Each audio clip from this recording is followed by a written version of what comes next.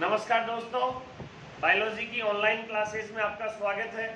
मैं मेरे channel biology by Mukesh Mehla पर फिर से हाजिर हुआ हूँ आपके लिए क्लास लेकर।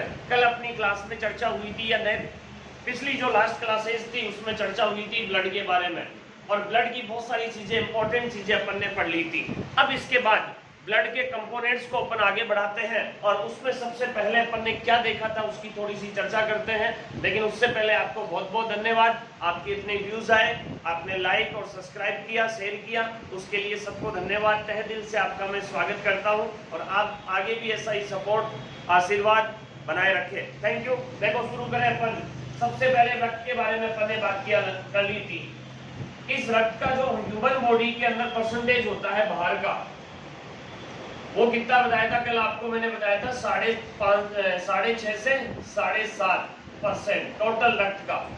और इस रक्त के अंदर, संगठन के अंदर, कंपोजिशन के अंदर पहली चीज तो अपन ने पढ़ी थी प्लाज्मा, दूसरी चीज पढ़ी थी इसमें रक्त कणिकाएं, दूसरी चीज कौन सी आई थी इसमें? रक्त कणिकाएं। दो चीज अपनी, प्यारे बच्चों, प्यारे दोस्तों, प्यारे मित्रों, कल दो चीज अपनी इसके अंदर चर्चा हुई थी। प्लाज्मा की मेन चीजें जो फैक्ट वाली थी, इंपॉर्टेंट वाली थी, जो एग्जाम के हिसाब से बहुत इंपॉर्टेंट थी, वो सारी चीजें मैंने कल आपको समझा दी। इसके बाद कणिकाओं के परसेंटेज की बात की थी, हेमोग्रेटिक के हिसाब से इनको निकाला जाता है, और टोटल परसेंटेज कितना होता है दोस्तों इसका? 45%। ये इतनी बातें अपनी कल हुई थी। अब इसके बाद देखो, ये कणिकाएं होती है कितने प्रकार की? 3 प्रकार की, आरबीसी, डब्ल्यूबीसी और रक्त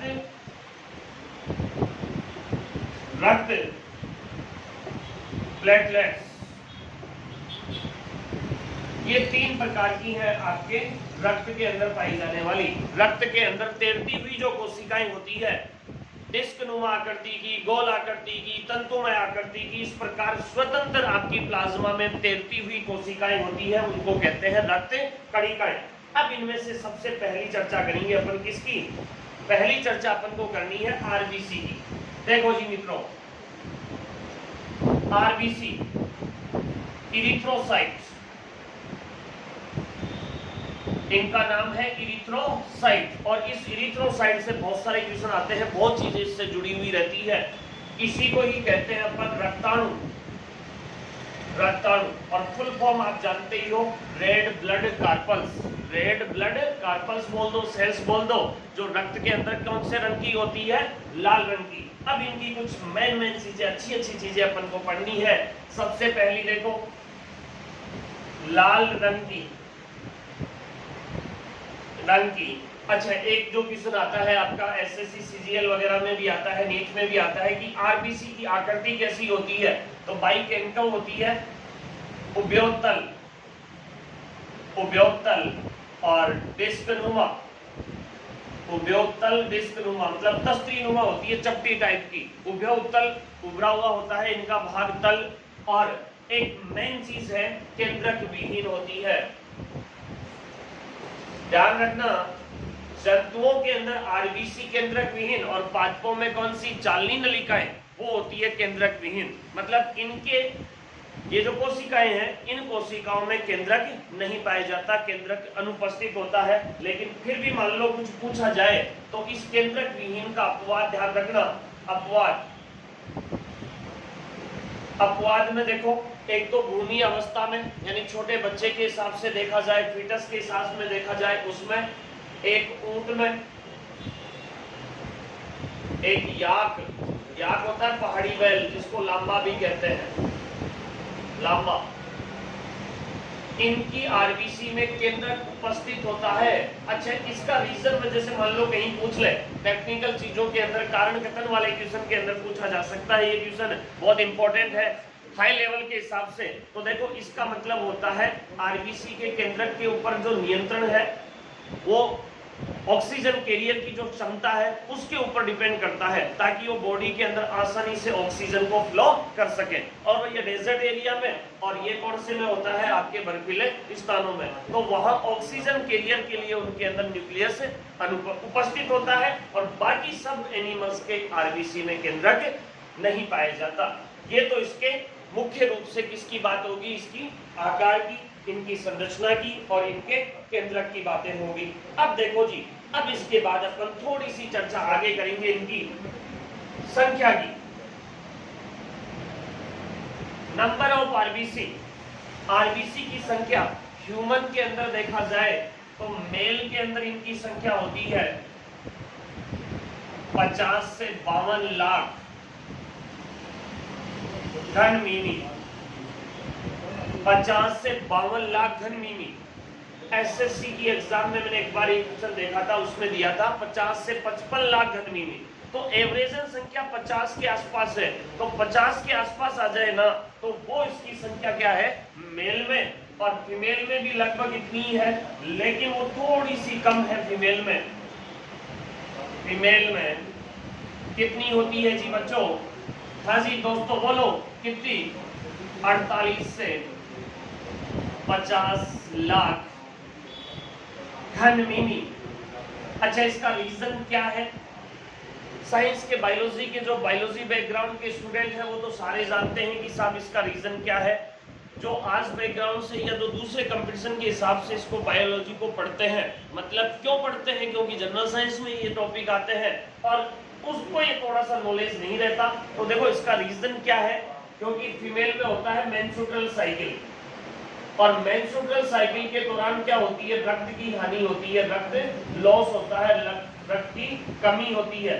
तो रक्त की कमी हो गई तो बताओ, रक्त की जब कमी होगी तो उसके कंपोनेंट्स की भी कमी होगी, अर्थात उसके अंदर आरबीसी की संख्या में क्या आ जाती है? कमी आ जाती है। तो ध्यान रखना, रज चक्र या मेंस्ट्रुअल जो साइकिल होता है उसके कारण उनकी कमी का होना पाया जाता है।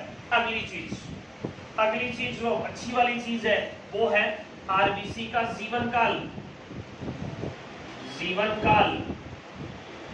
जीवन काल 120 डेज, 120 दिन। अब देखो एग्जाम में ये कंफ्यूज करने के लिए कई बार ये दे देता है 120 से 140, 120 से 160 या 100 से 120, और या दे देता है 80 से 100। तो एवरेजन कौन सा आया जो अपन को देखना है वो कितना है? 100 to 120। तो एग्जाम में क्वेश्चन घुमाए जाते हैं, क्वेश्चन वही होते हैं, वही चीजें पूछी जाती है, लेकिन थोड़ा सा उसका तरीका जो होता है ना वो एग्जामिनर चेंज कर देता है। तो दोस्तों इस चीज का ध्यान रखना कि हमेशा सटीक आंसर अपन को निकालना है, तो उसके आसपास की जो चीजें यदि आपको याद है तो आपका आंसर उसके अंदर सही हो जाएगा। कितना बताया? 120 दिन। अब देखो जी, निर्माण की बात करें, ये इंपॉर्टेंट लाइन है, बहुत इंपॉर्टेंट लाइन। निर्माण, इनका निर्माण होता है 72 घंटे में, यानी नई आरबीसी कितने टाइम में बन जाती है? 72 आवर्स में नई आरबीसी बन जाती है। अच्छा, कहां बनती है? अस्थि मज्जा में, बोन मेरो के अंदर बन जाएगी। ठीक है, बोन मेरो अस्थि मज्जा के अंदर, और इनके इस निर्माण की क्रिया को कहते हैं इरिथ्रोपोएसिस।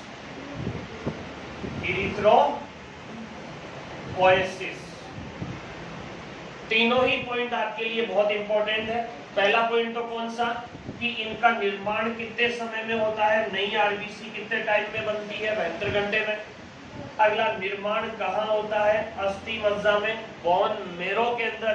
ब्लड भी वहीं बनता है, ये भी वहीं बनेगी, और निर्माण की क्रिया क्या कहलाती है? इरिथ्रोपोएसिस। देखो इनका नाम क्या है? इरिथ्रोसाइट्स, और इरिथ्रोसाइट के निर्माण की क्रिया को कई बार क्वेश्चन डायरेक्ट भी दे देता है, आरबीसी के निर्माण या रक्ताणु के निर्माण की क्रिया को क्या कहा जाता है? इरिथ्रोपोएसिस। तो ये वाली कुछ एक चीजें थी, एक बार समझ में आया होगा सारी चीजें आपको। देखो कौन कौन सी चीज ध्यान रखनी है अपन को। एक तो इनको इरिथ्रोसाइट कहते हैं, रंग कैसा हो गया? लाल, आकृति कैसी? उभयोत्तल, और केंद्रक क्या होती है? विहीन होती है। ये नॉर्मल संख्या मैंने बता दिया आपको दोनों में। फीमेल में कम क्यों होती है इसका रीजन मैंने समझा दिया। जीवन काल कितना? 120 डेज, और निर्माण कितने समय में, कहां और क्रिया। एक बार स्क्रीनशॉट लो इन सारी चीजों का।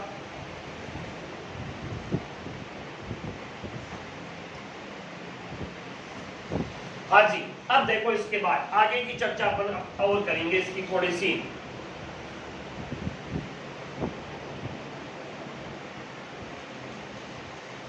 टॉपिक अपना आरबीसी का चल रहा है, ब्लड के कंपोनेंट्स पढ़ रहे हैं और ब्लड के कंपोनेंट्स में कौन सी आ रही है आपकी ब्लड सेल्स या ब्लड कार्पस की बातें अपन कर रहे हैं। तो देखो जी, इसके बाद की बात करें अपन तो आरबीसी का निर्माण हो गया, जीवन काल हो गया, अब आरबीसी नष्ट भी होगी बेचारी, दुनिया में आया है वो जाएगा, तो वही मामला आरबीसी का है। आरबीसी नष्ट होने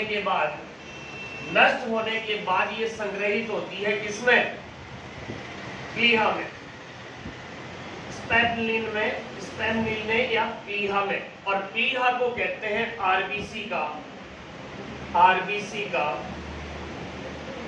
कब्रिस्तान, यानी आरबीसी की कब्रगाह है, या कब्र किसको कहा जाता है? प्लीहा को कहा जाता है, मतलब आरबीसी की कब्र इसको बोलते हैं, किसको? प्लीहा को। इस आरबीसी की जो गणना की जाती है, वो की जाती है हीमोसाइटोमीटर द्वारा। नॉर्मल वे में जो गणना निकाली जाती है वो किससे निकाली जाती है? हीमोसाइटोमीटर के द्वारा मापन किया जाता है, मापन करते हैं। अब देखो इस गणना के अंदर बहुत अच्छी चीज बताऊं मैं आपको, इस गणना के अंदर इनकी कमी भी आ सकती है और इनकी अधिकता भी हो सकती है, दोनों ही चीज है। दोनों ही पूछ लेते हैं कि आरबीसी की अत्यधिक वृद्धि होना, आरबीसी की अत्यधिक कमी होना, और एक एक वर्ड की टर्मिनोलॉजी है। तो देखो, कमी को तो कहते हैं इरिथ्रोसाइटोपेनिया, कमी, आरबीसी की कमी होना इरिथ्रोसाइटोपेनिया, और आरबीसी की अधिकता होना पॉलीसाइटोपेनिया। अब ये टर्मिनोलॉजी के इंग्लिश वर्ड के हिसाब से देखा जाए तो पॉलीसाइटोपेनिया सीधा भी लिख देता है। तो इन चीजों में कंफ्यूज मत होना कहीं कि यार ये सर ने तो ये लिखा है, किताब में ये लिखा है, बहुत सारी चीजें, कहीं तो बहुत सारे लोग जिंदगी गुजर जाती है थोड़े थोड़े एक एक वर्ड की चीजों को देखने में। बात वही है, होना वही होता है, ठीक है। तो इस हिसाब से अपन को इनके अंदर दोनों ही टर्मिनोलॉजी अपन को याद रखनी है। अच्छा, एक चीज और बताऊं मैं आपको बहुत अच्छी वाली, कि जैसे मान लो रक्त के अंदर, रक्त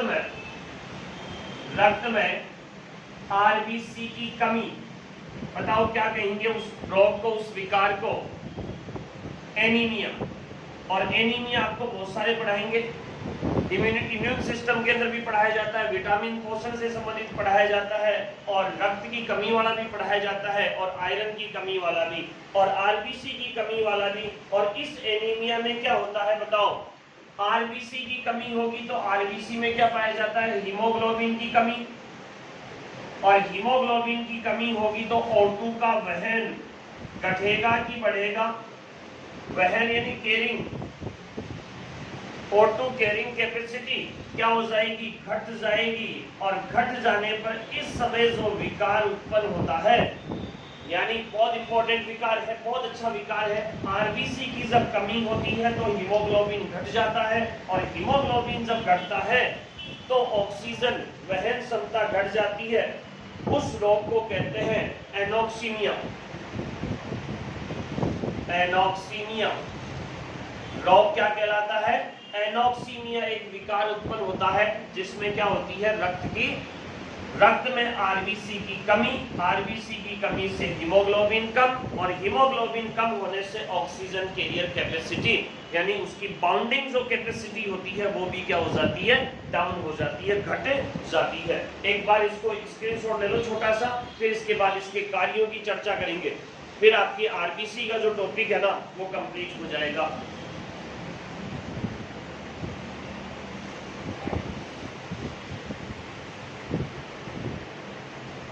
हटा दें?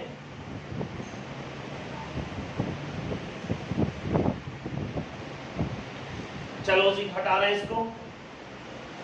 हाँ जी, चीजें आपको समझ में आ रही है, पकड़ में आ रहा होगा, हमें यही उम्मीद है। और आपकी हर एक एग्जाम से संबंधित ये सारी चीजें होगी, पूरी आपको हर एक चीज का फायदा होगा, चाहे वो कोई सी भी एग्जाम हो। जिन जिन एग्जामों में आपकी ये सिलेबस में है वही चीजें मैं आपको पढ़ाऊंगा, ठीक है।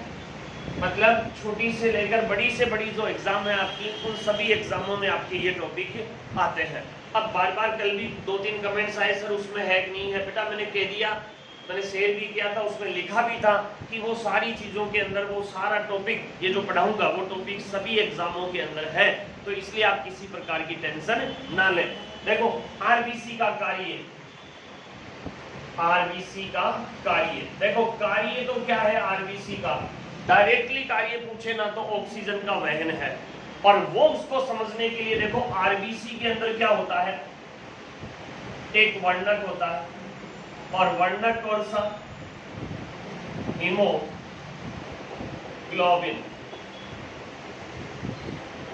वर्णक कौन सा है, हीमोग्लोबिन एक वर्णक आरबीसी के अंदर पाया जाता है।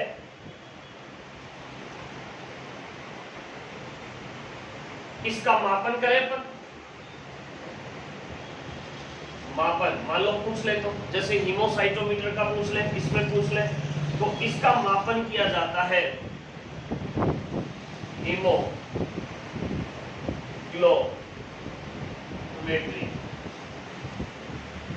हीमोग्लोमेट्री, हीमोग्लोमेट्री, या कई जगह इसको ऐसे भी लिख देता है हीमोग्लोमेट्री,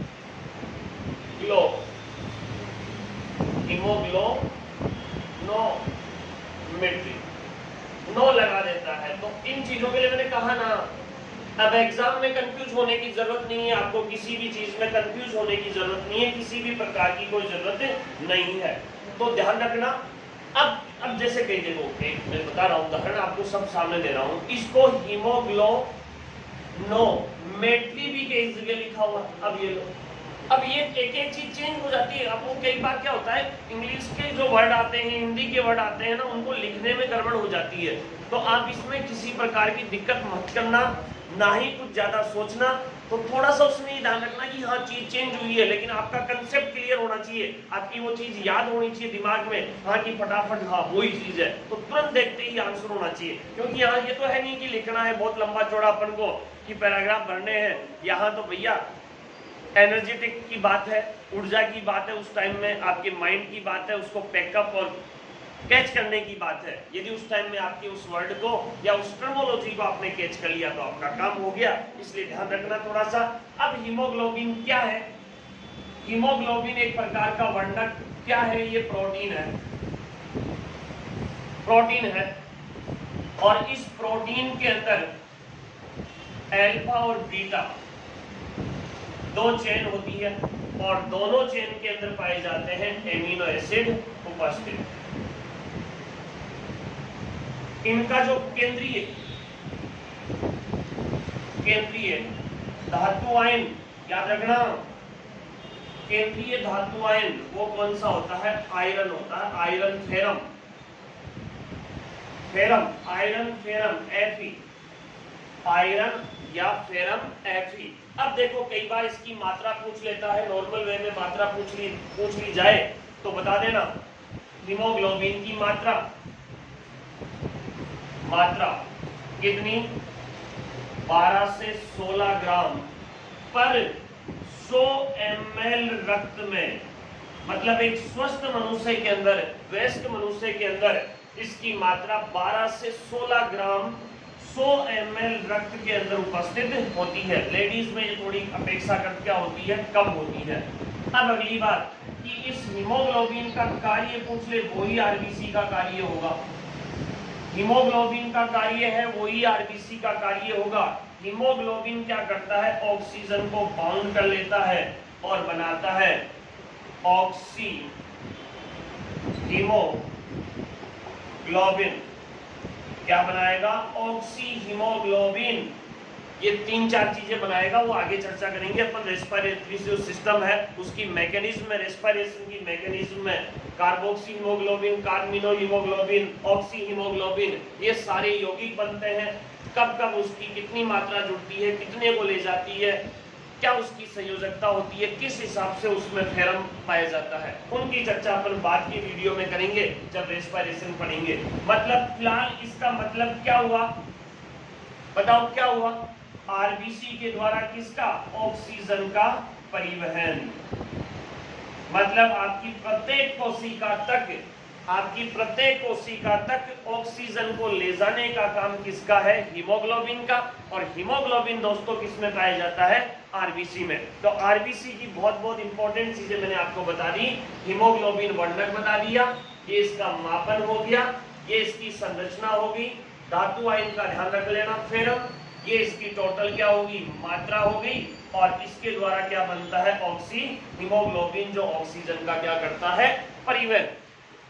ब्लड कार्पल्स के अंदर पहला अपना जो टॉपिक था आरबीसी, ये टॉपिक आपका कंप्लीट हो गया। इसके बाद नेक्स्ट वीडियो में छोटे छोटे वीडियो के माध्यम से अपन एक बार फ्लो में आ जाएंगे। इसके बाद आपकी पर चैप्टर, पर यूनिट और इसके बाद पूरी किताब धीरे धीरे दोनों मीडियम में आपकी पूरी कंप्लीट सारी चीजें करवाई जाएगी। बस आप ऐसा ही सपोर्ट करते रहें।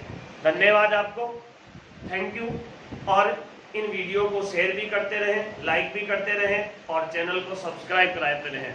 आपके अलावा जो अन्य आपके साथी हैं, भाई बहन है या रिलेशन में है, जो किसी भी एग्जाम की जो तैयारी कर रहे हैं, उनके व्हाट्सएप ग्रुप पे, फिर FB ग्रुप पे इनको लगातार शेयर करते रहें। ठीक है, आपसे यही उम्मीदों के साथ मैं आज की क्लास से विदा लेता हूँ। Thank you.